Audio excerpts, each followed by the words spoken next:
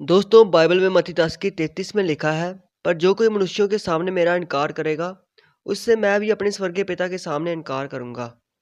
दोस्तों जो इंसान परमेश्वर से चंगाई पाने के बाद और अपने जीवन में एक बड़ा बदलाव देखने के बाद और परमेश्वर के द्वारा दुखों, बीमारियों, परेशानियों और गरीबी से छुटकारा पाने के बावजूद भी दूसरों के सामने परमेश्वर का इनकार करता हो, यानी कि अपने आप को प्रभु यीशु को मानने वाला ना बताता हो, क्या ऐसा करके वह इंसान सही कर रहा है? तो उसका साफ और स्पष्ट जवाब है नहीं, बिल्कुल भी नहीं। क्योंकि परमेश्वर का वचन है कि अगर हम दूसरों के आगे उसका इनकार करते हैं, यानी अपने आप को बिलीवर नहीं बताते, तो इससे हमारी ही हानि होती है। क्योंकि प्रभु यीशु भी न्याय वाले दिन उस इंसान का इनकार करेंगे और उसे अपनाने से मना करेंगे।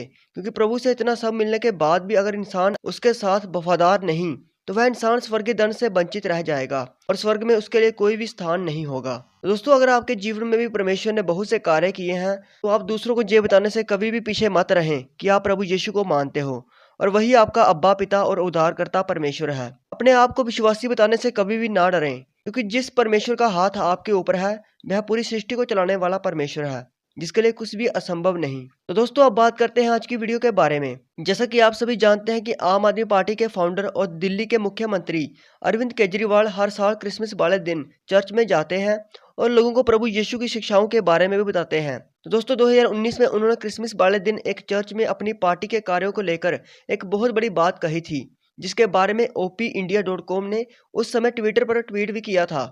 तो अरविंद केजरीवाल ने क्या कहा था, पहले हम उसके बारे में जान लेते हैं। जीसस क्राइस्ट ने अपने जीवन में संदेश दिया था। हम लोग तो बहुत छोटे लोग हैं, मामूली लोग हैं। अगर उनके बताए हुए रास्ते पे 1% भी अमल कर पाए तो हम अपने आप को सौभाग्यशाली समझेंगे।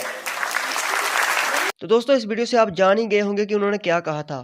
और दोस्तों इसी बात को ओपी इंडिया ने अपने ट्विटर अकाउंट पर ट्वीट किया था, जिसमें उन्होंने लिखा था, हम अपनी सरकार को प्रभु यीशु के दिखाए हुए रास्ते पर चलाने की कोशिश कर रहे हैं, अरविंद केजरीवाल।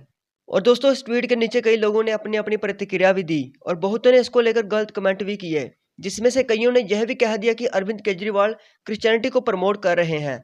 और इनमें से एक ने कमेंट भी किया जिसमें लिखा था, now our CM is Christian, यानी कि अब हमारा मुख्यमंत्री भी क्रिश्चियन बन चुका है। दोस्तों मैं आपको बताना चाहूंगा कि जब कोई मंत्री या राजनीतिक नेता क्रिसमस या ईस्टर वाले दिन चर्च में जाकर लोगों को प्रभु यीशु की शिक्षाओं के बारे में बताता है, इसका मतलब ये नहीं कि वह क्रिश्चियन है। हालांकि वह ऐसा करके सही कर रहा है, लेकिन क्रिश्चियन वो होता है जो प्रभु यीशु की आज्ञाओं पर चलता हो और साथ ही जिसने अपने आप को पूरी तरह से परमेश्वर के आगे समर्पित किया हो। मैं किसी की बुराई नहीं कर रहा, लेकिन यह जरूरी नहीं कि हर कोई प्रभु यीशु की बात करने वाला क्रिश्चियन ही होगा। अगर वह प्रभु यीशु की शिक्षाओं, आज्ञाओं और वचनों को मानता है और बैप्टाइज्ड है और प्रभु यीशु को अपना उद्धारकर्ता मान चुका है, तो ही वह एक सच्चा क्रिश्चियन है।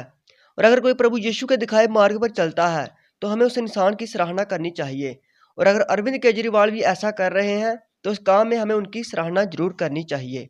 तो दोस्तों आप सबका इसके बारे में क्या कहना है, हमें कमेंट सेक्शन में जरूर बताएं। परमेश्वर आप सभी को आशीष दे।